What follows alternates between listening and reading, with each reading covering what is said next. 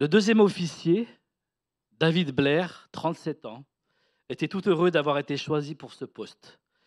Il fit la première traversée d'essai du Titanic, au départ de Belfast à Southampton. Mais avant l'embarcation des 2201 passagers, il fut démis de ses fonctions, à la demande du capitaine, pour laisser la place à Henry Wilde, officier plus expérimenté en tant que second. Mais le 15 avril 1912, donc 5 jours après le départ, le bateau heurta un iceberg. Le bateau coula, emportant avec lui environ 1500 personnes. Ça, c'est une histoire que tout le monde connaît. On sait que le Titanic, c'était un très gros bateau à l'époque, et puis qu'il coula. Mais si on s'arrête là-dessus, on se dit, bon, ok, bah, le bateau, il a coulé. Ok. Mais est-ce que vous avez déjà posé la question, pourquoi est-ce qu'il a coulé? On va dire l'iceberg, ok. Mais comment ça se fait qu'ils ne l'ont pas vu, l'iceberg? Vous n'avez jamais posé cette question? Comment est-ce qu'ils ont fait pour ne pas voir l'iceberg? Alors, je vais continuer mon histoire. On pourrait se dire, franchement, David Blair, il a une chance inestimable. Heureusement qu'il a été démis de ses fonctions. En 1912, le sonar n'existait pas. Et le seul moyen de détecter les obstacles était les jumelles. Lors du changement de poste entre Henry Wilde et David Blair, ce dernier oublia de donner la clé du coffre qui contenait les jumelles du navire, situé sur le nid de pie. S'en apercevant trop tard, le bateau était déjà parti, il décida de les garder en souvenir. Faute d'instruments, à l'époque, les veilleurs furent contraints de se fier uniquement à leurs yeux. Ils ne virent pas le bateau, selon le témoignage de Fred Fleet, l'un des veilleurs rescapés. Et l'enquête révéla que les jumelles auraient pu sauver le navire d'une collision. Alors des fois, quand on connaît tous cette histoire, hein, on pourrait se dire, mais ah bah dis donc, au début, quand on lit l'histoire ou qu'on regarde l'histoire, on pourrait se dire, ah, il a vraiment eu de la chance. Mais finalement, il n'a pas eu tant de chance que ça, puisque à cause de lui, si on peut dire ça, des milliers de personnes sont mortes. En fait, qu'est-ce que j'aimerais vous parler ce matin, c'est, en fait, des fois, on voit des situations, on regarde des situations, mais on ne voit pas le détail qu'il y a à côté. Je vais donner mon titre encore un peu plus tard. J'aimerais commencer par le verset d'Ésaïe 54, au verset 1 à 3, qui nous dit: Régis-toi, stérile, toi qui n'enfantes pas. Fais éclater ton allégresse et ta joie, toi qui n'as plus de douleur. Car les fils de la délaissée seront plus nombreux que les fils de celle qui est mariée, dit l'Éternel. Élargis l'espace de ta tente, qu'on déploie les couvertures de ta demeure. Ne retiens pas, allonge tes cordages et affermis tes pieux. Car tu répandras à droite et à gauche, ta postérité envahira des nations et peuplera des villes désertes. Alors, souvent, quand on prend le premier verset, on pense au chant qui dit Réjouis-toi, hein, ce vieux chant, ce vieux cantique, que j'ai chanté aussi d'ailleurs. On pense souvent à Réjouis-toi, stérile, la, etc. Et puis, d'autres fois, quand on prend le second verset, qui nous parle d'élargir l'espace de ta tente, on pense souvent à, à l'Église. On pense que l'Église doit élargir l'espace de sa tente pour pouvoir prêcher l'Évangile. Et c'est vrai, ces deux versets, dans ce que je viens de dire, c'est vrai. Mais aujourd'hui, j'aimerais qu'on puisse prendre le contexte. Et je pense que le Seigneur veut nous dire autre chose. Lorsqu'on prend ces deux passages, et notamment celui d'Ésaïe au verset 2, il est dit: élargis l'espace de ta tente, qu'on déploie des couvertures de ta demeure. Et je pense que le Seigneur il veut te dire ce matin: pousse, pousse les murs de ton entendement, car il va t'emmener plus loin que ce que tu imagines. Le Seigneur te demande de pousser les murs, élargis l'espace de ta tente, parce que je vais t'emmener plus loin que ce que tu ne penses. Allonge tes cordages et affermis tes pieux. Je pense que le Seigneur va te dire: allonge tes cordages. Les cordages, c'est le symbole de l'unité. Le cordage, c'est plusieurs fils qui font une corde. Allonge tes cordages. Crée des relations dans l'Église. Sois dans l'unité de l'Église. Accroche-toi à l'Église. Affermis tes pieux. Affermis ta foi en moi. Élargis l'espace de ta tente. Sois dans l'Église. Affermis-toi dans l'Église. Grandis dans la famille de Christ. Je pense que le Seigneur nous appelle ce matin vraiment à être une famille, à être ensemble et à voir plus loin. Lorsque je lisais ce passage, qu'on connaît tous par cœur, réjouis-toi, stérile, etc. Et j'ai pris volontairement le contexte, parce que quand on prend juste les quelques passages comme ça, réjouis-toi, stérile, étends tes cordages, des choses qu'on connaît, qu'on a entendues et re-entendues.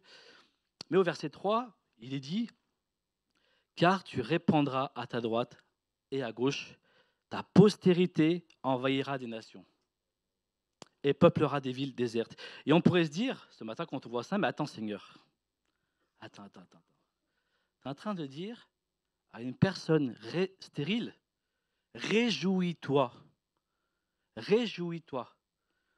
Parce que toi, tu as déjà prévu plus loin. Tu as prévu de lui donner une postérité, une descendance. Mais je pense que la stérile, à ce moment-là, elle n'est pas forcément joyeuse. Et le Seigneur lui dit pourtant, réjouis-toi, parce que je vais te bénir. Mais surtout, ce qui est intéressant, verset 3, c'est qu'il dit, ta postérité envahira des nations et peuplera des villes désertes. Amen. Et quand on lit, moi, quand je lis ce passage, que je le relisais plusieurs fois, parce que des fois, on lit par habitude, on connaît. Et là, je disais, mais ok, je me dis, Seigneur, réjouis-toi, stérile. Et je regardais. Et puis, je me disais, mais envahira des nations, envahira des déserts. Si le Seigneur te dit ce matin, donne les clés de ta voiture à un aveugle. Monte avec lui, il va t'emmener à Paris. Il y en a combien qui montent ce matin dans la voiture? Moi, le premier, je ne donne même pas les clés de ma voiture. Hein. Seigneur, d'abord, ouvre-lui les yeux et après, il conduira. Hein? On est un peu comme ça. Et parfois, nous, dans notre entendement, on se dit, Seigneur, il va faire comme ça. Forcément, si je donne les clés de ma voiture à l'aveugle, il va d'abord lui ouvrir les yeux. Hein? Il ne va pas me faire monter, il ne va pas prendre de risques avec moi. Quand même, le Seigneur n'est pas fou. C'est ce qu'on pourrait se dire. Parfois, on pense à la place du Seigneur. Parfois, on aimerait que le Seigneur il fasse ce que nous, on veut, ou qu'il fasse ce que moi, je pense. Et dans Acte 12, verset 2, on voit que l'apôtre Jacques, qui était le frère de Jean, a été arrêté et tué par le glaive, sous la domination du roi Hérode. Et ensuite, on voit que Pierre a été arrêté. Alors là, on pourrait penser à ce moment-là, Pierre, le pasteur de l'Église, l'apôtre de l'Église, Seigneur, mais qu'est-ce que tu fais? Pourquoi tu as permis cette situation? Pourquoi, Seigneur, tu as permis que les soldats arrêtent Pierre et le mettent en prison? Pourquoi tu as permis que Jacques soit tué? Alors moi, j'imagine un peu la situation, je mets un petit peu au concret à l'époque où l'Église était en train de grandir. Et je me vois Pierre me dire peut-être, mais Seigneur, pourquoi est-ce que tu as permis qu'il m'arrête? Pourquoi, Seigneur, tu as permis que j'aille en prison? Et puis je vois l'Église à côté qui est en train de dire, mais Seigneur, pourquoi tu as permis que Pierre aille en prison? Regarde, l'Église, elle grandit. Qui va organiser le planning de l'Église, Seigneur? Qui va faire les visites pastorales, Seigneur? Hein? Moi, je vois bien l'Église dans ce contexte-là et se dire, mais Seigneur, pourquoi tu as permis cela? Et donc, dans Acte 12, il est raconté cette histoire et on voit qu'au verset 5, il est dit, Pierre était donc sous bonne garde dans la prison. Mais l'Église priait ardemment, Dieu en sa faveur. L'Église priait ardemment. Et je crois que quand l'Église prie, Dieu agit. Amen. Il y avait un ancien pasteur qui disait que lorsque l'Église prie, Dieu agit. Et quand l'Église agit, Dieu prie pour elle. Amen. Mais quand on lit cette histoire, on voit que, on ne va pas tout lire, je vais vous le résumer, on voit qu'un ange va apparaître dans la prison, puis il va libérer Pierre, puis on ne sait pas trop comment, il va traverser la prison sans que personne ne le voie, un peu comme un fantôme, il va traverser les murs, et puis il va emmener Pierre à l'extérieur. C'est tellement miraculeux, c'est tellement divin. Et on pourrait se dire, mais Seigneur, tu aurais pu faire plus simple. Hein? Après tout, tu aurais pu juste éviter que Pierre il aille en prison. Pourquoi tu as permis cette situation tellement compliquée d'emmener un ange et de faire quelque chose de divin? Pourquoi tu as permis cela? Et on voit dans cette situation que Pierre va sortir, et Pierre, même lui, qui a vécu avec Jésus, qui a vu Jésus, on voit que Pierre, il pensait qu'il rêvait dans ce passage. Il est dit que Pierre pensait qu'il rêvait. Et puis après, à un moment donné, hop, il réagit, il se dit, ah bah tiens, en fait, c'est vrai, je suis dehors. On pourrait se dire, mais attends, Pierre, toi quand même qui as vécu avec Jésus, toi qui as connu Jésus, qui as touché Jésus, toi tu penses que ce miracle que tu es en train de vivre, c'est pas vrai, c'est un mirage. Et pourtant, Pierre, il va croire, il va même pas y croire de ses propres yeux. Dieu se servait de Pierre pour son royaume. Et il a agi comme lui, il a voulu. Et si on regarde en fait le contexte de ce passage, on va voir plus loin en fait que le roi Hérode demanda à ses soldats justement de chercher Pierre, puisqu'ils ne le trouvaient pas. Et finalement, les soldats vont être tués par le roi Hérode à cause de cette situation. Et on voit plus loin que le roi Hérode a été frappé par Dieu. Parce que à un moment donné, il s'est assis sur son trône et le peuple a crié, ce n'est pas un homme mais un Dieu. Et Dieu l'a frappé. Et en fait, je crois réellement que dans cette situation, quand on lit le contexte, je crois que Dieu s'est servi de Pierre pour justement démontrer au roi Hérode qu'il était Dieu et qu'il faisait ce qu'il voulait. Mais le roi Hérode n'a pas tenu compte de ça. Il s'est assis, s'est enorgueillé d'orgueil, il s'est gonflé d'orgueil, pardon, il s'est gonflé d'orgueil et il s'est cru pour Dieu. Et il ne s'est pas servi de cette situation pour rendre gloire à Dieu. Et parfois, c'est un peu dans notre vie, c'est un peu pareil. Parfois, on a des situations, Dieu se sert de nous, mais on ne le sait même pas. Et Dieu a permis cette situation pour toucher le cœur du roi Hérode. Dieu aura pu faire des choses beaucoup plus simples, mais il ne l'a pas fait.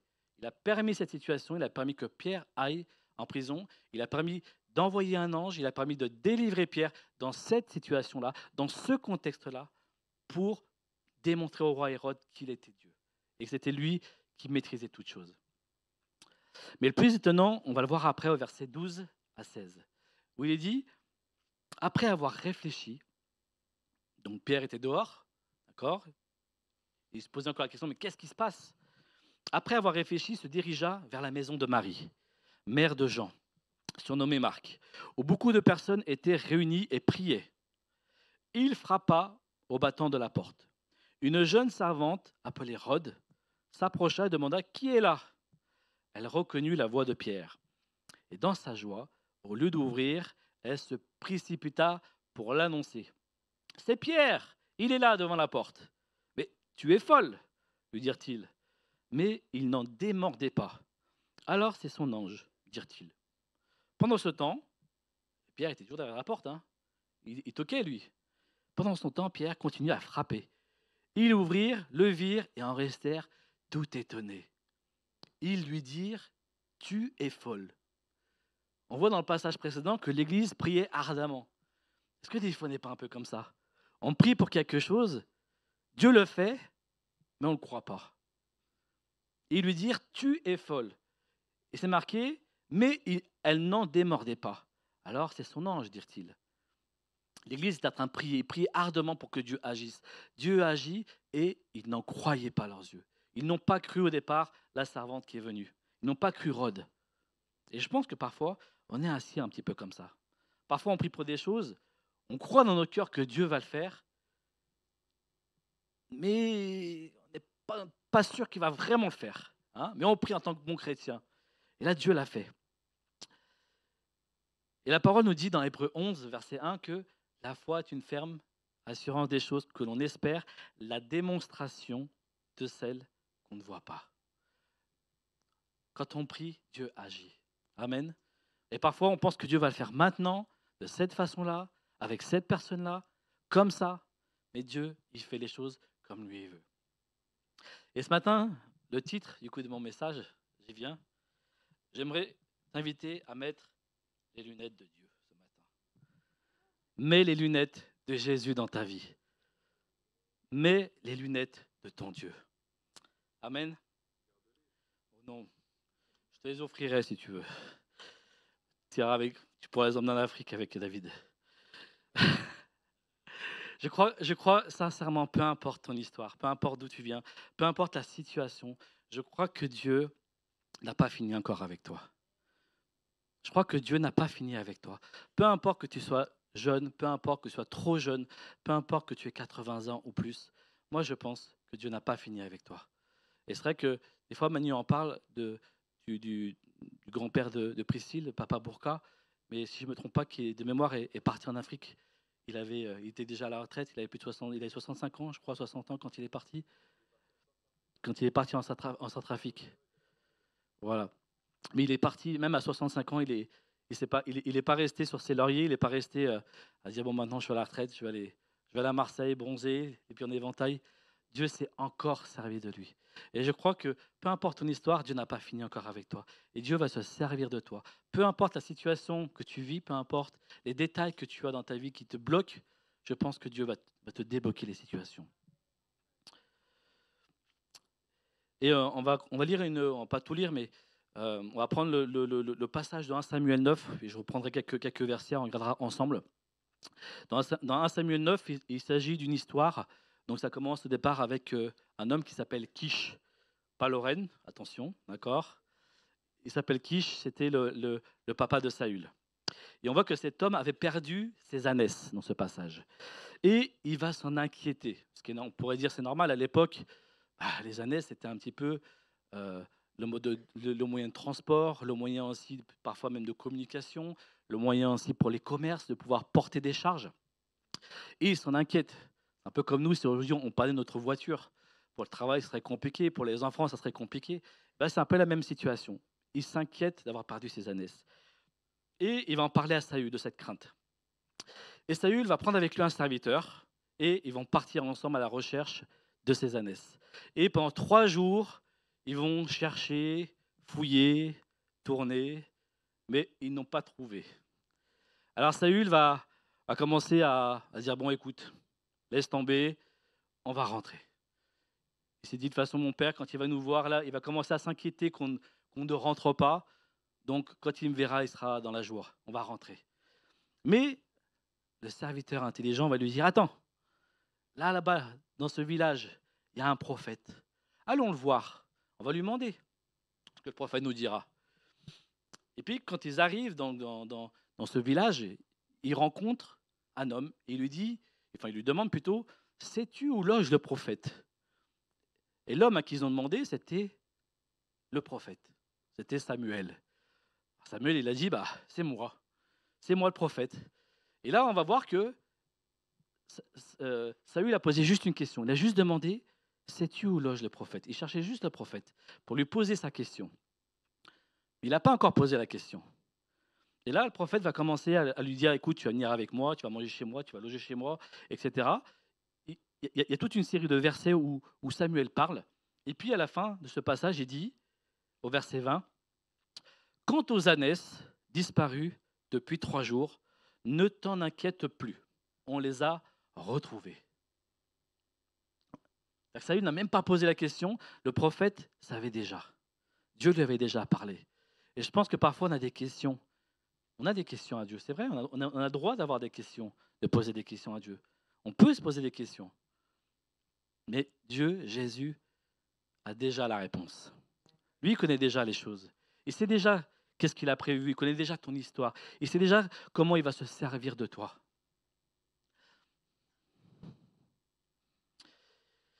Quand tu vis une situation difficile, on peut se poser des questions, tu peux venir devant ton Père et lui demander pourquoi. Et ce matin, moi, j'aimerais vraiment t'encourager, viens devant le Père, viens devant son trône et demande-lui pourquoi. Pourquoi cette situation? Mais la réponse que j'aimerais te donner, même avant même que tu pries, c'est ne t'inquiète pas. Ne t'inquiète pas. Dieu a déjà tout prévu. Non pas que Dieu se réjouisse que Kish ait perdu ses ânesses, non pas que Dieu se réjouisse que toi, tu as perdu des choses dans ta vie.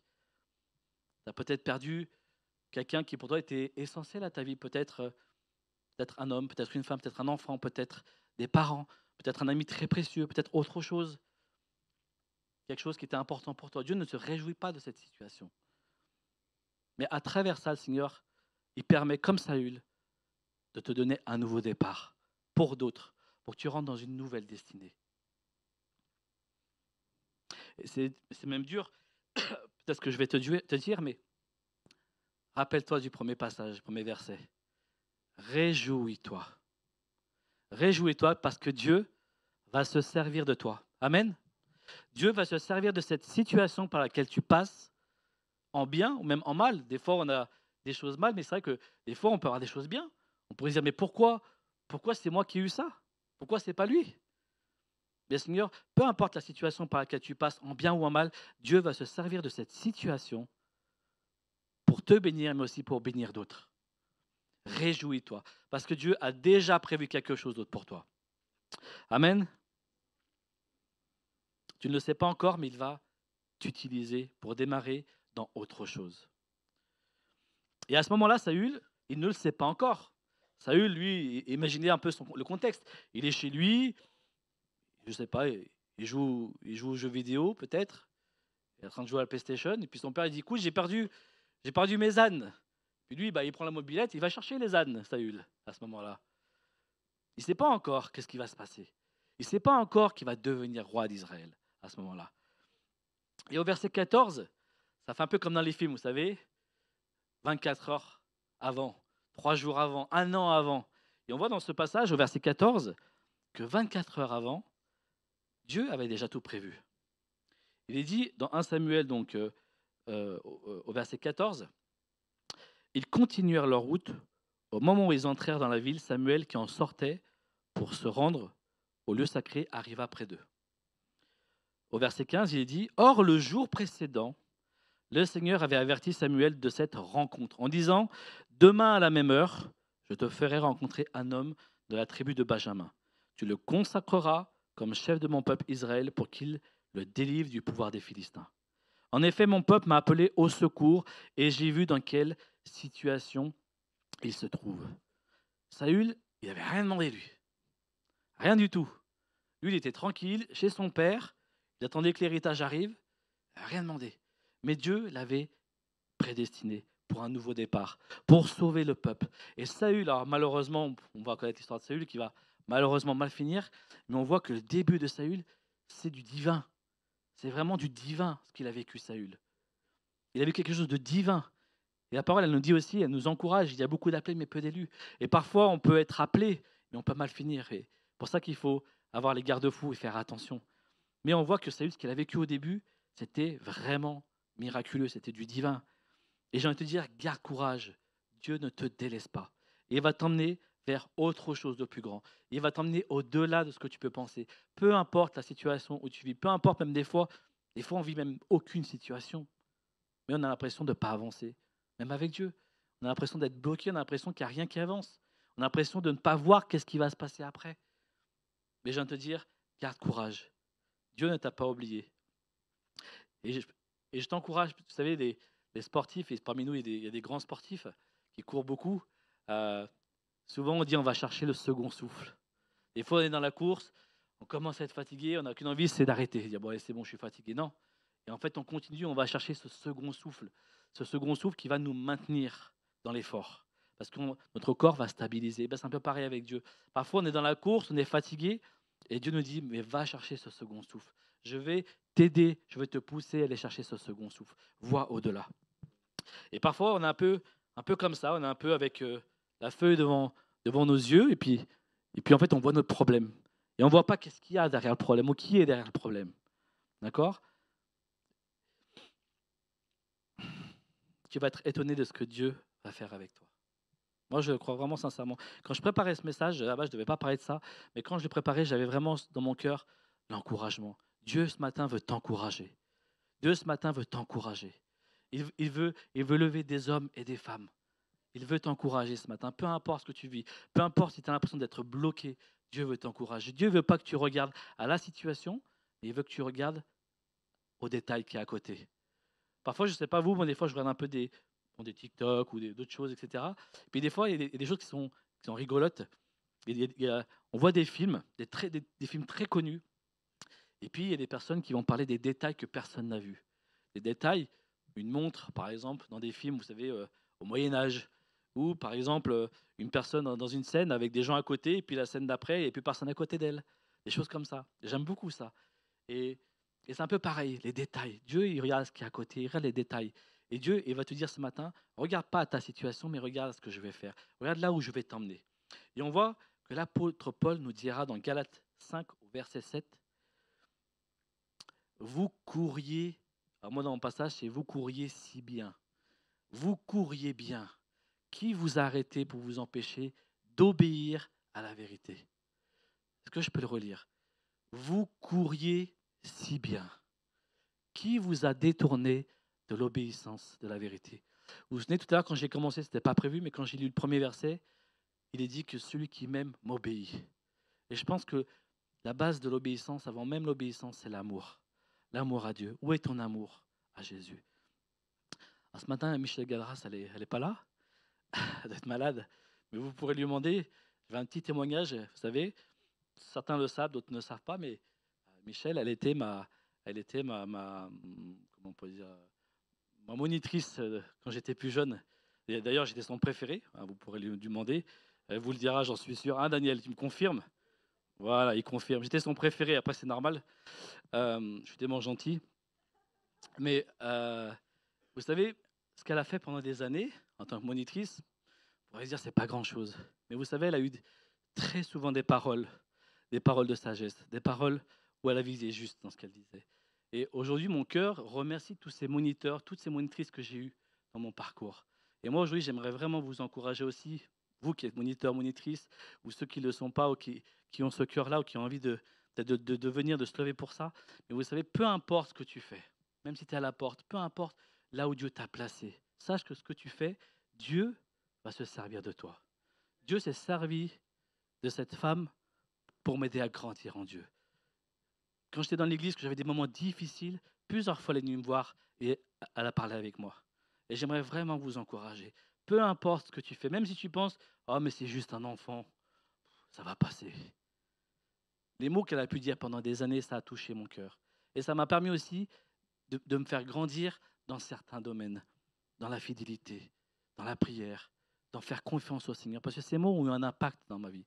D'autres ont eu un impact dans ma vie, mes parents, d'autres pasteurs, des frères et sœurs. Mais ce qu'elle faisait à ce moment-là à l'école du dimanche ou le samedi soir, quand on se réunissait avec les jeunes, les mots qu'elle a eus pour moi ont touché ma vie. Et peu importe ce que tu fais là où Dieu t'a placé, Dieu veut se servir de toi. Vous savez, j'ai un autre témoignage, c'est mon papa, il y a 30 ans, il a commencé dans l'église à se lever, puis à être simplement à la porte. Et puis, il balayait. Et puis, quand les gens arrivaient, il ouvrait la porte avant même que les gens ils rentrent dans l'église. Et moi, j'ai entendu des critiques de personnes dans l'église qui disaient, mais que ce qu'il fait, ça ne sert à rien. Parce qu'il y a 30 ans, ce n'était pas autant qu'aujourd'hui. Enfin, aujourd'hui, beaucoup d'églises font de l'accueil, mais il y a 30 ans, ce n'était pas ça. Beaucoup d'églises ne faisaient pas d'accueil il y a 30 ans. Et lui, son cœur, il voulait accueillir les gens. Et puis, il a commencé à faire ça, simplement à balayer, à enlever les feuilles, que les gens, quand ils arrivent, ils puissent se sentir accueillis. Et puis, à ouvrir la porte. Bienvenue. Et les gens ont critiqué. Mais vous savez, j'ai aussi entendu beaucoup de gens qui ont été touchés simplement par ce qu'ils faisaient. Et on peut penser parfois que juste l'accueil, ce n'est pas grand-chose, mais ça touche le cœur des gens, de se sentir accueillir. Rentrez ici, votre famille. Rentrez, bienvenue parmi nous. Dieu va vous bénir. Vous savez, des fois, ce n'est pas grand-chose, on pense que ce n'est pas grand-chose, mais si Dieu t'a placé là, à ce moment-là, c'est que Dieu va permettre que tu puisses toucher le cœur des gens. Dieu va se servir de toi. Amen. Et même souvent, j'ai presque envie de dire que ce sont nos propres pensées, ce sont nos propres normes de comment Dieu doit faire qui nous bloquent. Et on s'obstine, parfois on s'obstine, on se dit Dieu va ouvrir la porte. Et on est là à attendre que Dieu il ouvre la porte. Mais sauf que là, Dieu, il a ouvert la fenêtre à côté de toi. Mais toi, tu t'obstines à ce que Dieu il ouvre la porte. Parce que tu sais que pour sortir, il faut sortir par la porte. Alors tu penses que Dieu va ouvrir la porte. Mais Dieu te dit, j'ai ouvert une fenêtre. Passe par la fenêtre. Parfois, on s'obstine dans des situations, dans des choses, alors que Dieu, il a prévu autre chose, parce qu'on est normé. Et d'ailleurs, on le voit dans un passage, on ne va pas le lire, vous le lirez chez vous, dans 1 Roi, au chapitre 17, il nous est parlé du prophète Élie. Et Élie, Dieu va appeler Élie à aller voir Akab, parce que Akab et Jézabel faisaient des choses mauvaises. Et Dieu va lui dire, va annoncer qu'il y aura une grande sécheresse. C'était une malédiction que Dieu faisait tomber là. Et Dieu va dire ensuite à Élie, va te cacher près du torrent de Kérit. On pourrait dire ça paraît logique. S'il y a de la sécheresse, vaut mieux se réfugier là où il y a de l'eau. Bon, c'est logique. Mais comment est-ce qu'il allait faire pour manger? Comment il allait faire pour manger? À l'époque, le long du torrent, je ne sais pas si vous avez déjà été près des torrents, près de rivières. En général, à côté, il n'y a que des arbres, hein, il n'y a que des plantes. Il n'y a pas des plantes de tomates qui poussent, il n'y a pas des courgettes, il n'y a pas tout ça. Hein. Comment Dieu va faire? Dieu va envoyer des oiseaux. Il va envoyer des corbeaux. Alors moi, je me suis toujours posé la question, Seigneur, je ne sais pas vous, hein, peut-être que vous êtes plus spirituel que moi, mais je me suis toujours dit, Seigneur, pourquoi t'as envoyé des corbeaux? C'est moche, c'est un bec gris, c'est noir, c'est un charognard. En plus, à l'époque, c'était aussi un oiseau impur. C'est quand même bizarre. Pourquoi t'as pas envoyé une belle colombe, Jésus? Hein? Ah oui, la colombe, c'est le symbole de Dieu. On pourrait même, si on ne connaît pas l'histoire, on pourrait se dire Dieu va envoyer des oiseaux, il va envoyer des colombes. C'est logique, c'est tellement logique. Mais Dieu va envoyer des corbeaux. C'est bizarre quand même. Mais Dieu, il fait comme il veut. Dieu il a envoyé des corbeaux parce que c'était des charognards, qui ont de la force dans le bec pour apporter à manger à Élie. Et parfois, on a à côté de nous un corbeau et qui nous dit « Crois, crois, crois ». Ouais, je suis en forme ce matin. Attends, j'ai mal au dos, mais je suis en forme. Crois. Et te dit simplement « Crois ». Crois et tu verras la gloire de Dieu. Et on a ce corbeau à côté de nous qui nous dit de croire. Mais nous, on attend la colombe. On attend que Dieu envoie la colombe. Des belles choses. Comme moi, je pense. Et j'aimerais que Dieu pense comme moi. Mais Dieu te dit, moi, je ne pense pas comme toi. Dieu te dit, je t'ai mis un corbeau à côté pour qu'il t'apporte à manger.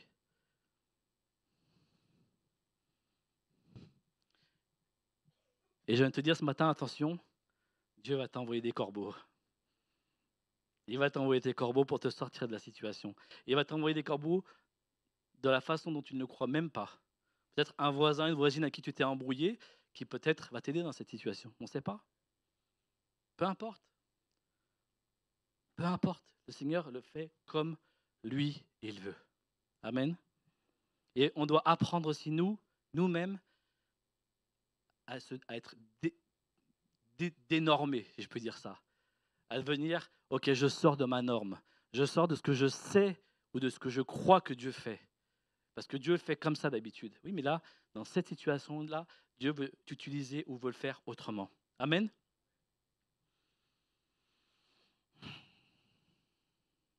Je vais appeler les musiciens à venir. Je voudrais juste finir sur cette histoire. Quand Moïse envoya les 12 visiter Canaan, lorsqu'il les a envoyés, 12 espions, les 12 y sont allés. Les 12 ont vu la même chose. Les 12 ont vécu la même chose. Même dans la parole, il est dit, je suis pas... Souvent Manu, il parle du Guatemala, c'est avec les grosses carottes, comme ça, les gros choux, les grosses salades. Mais c'était encore mieux pas Madagascar, comment c'est Guatemala. C'était encore mieux que Guatemala, Cana.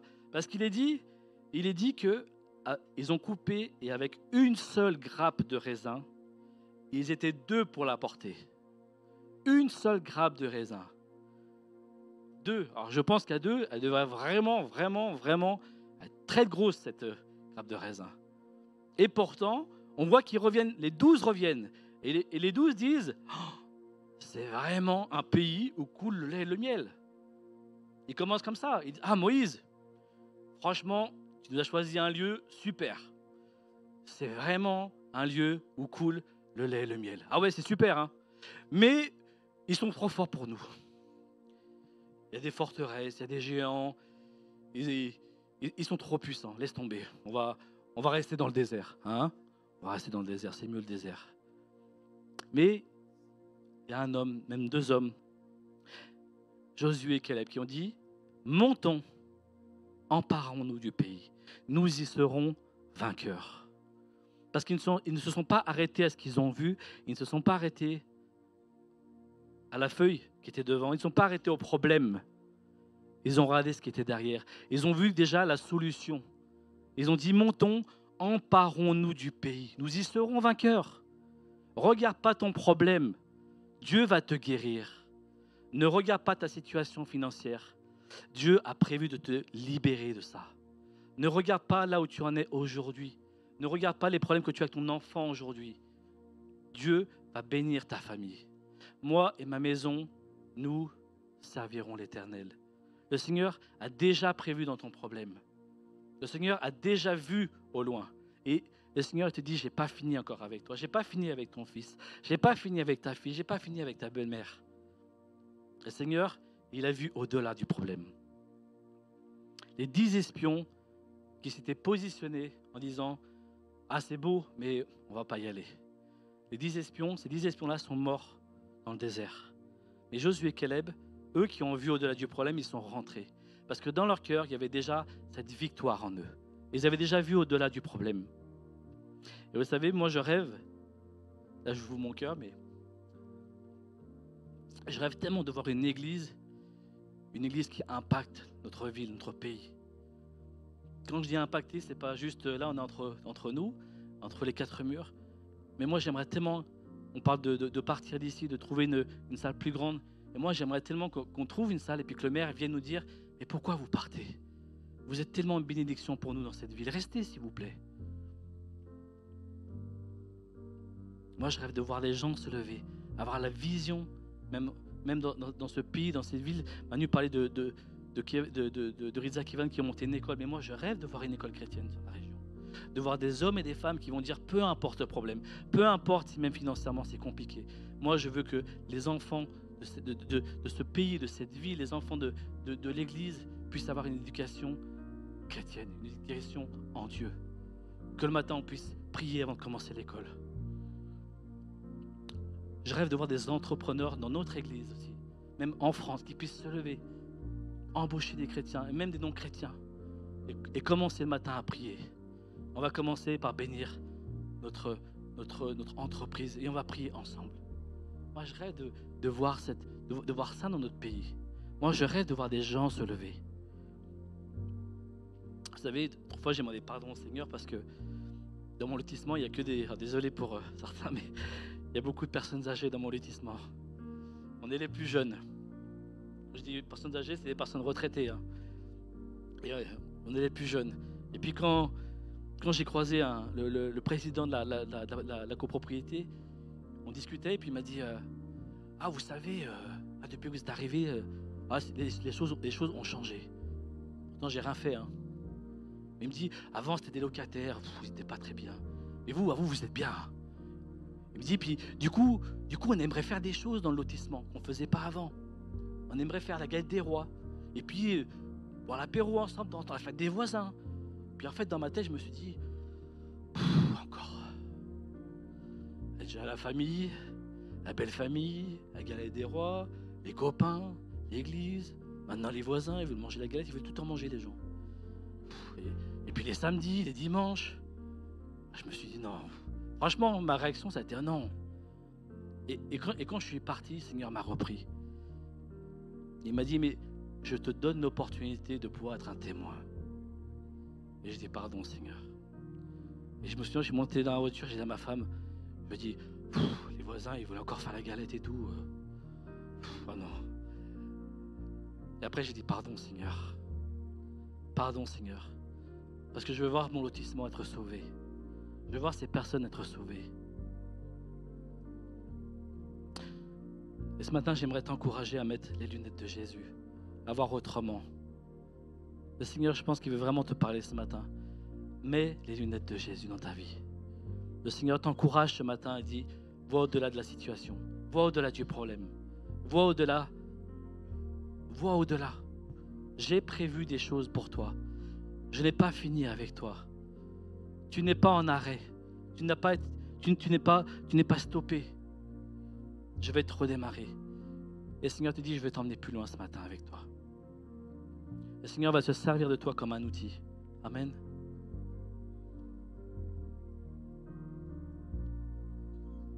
Alléluia.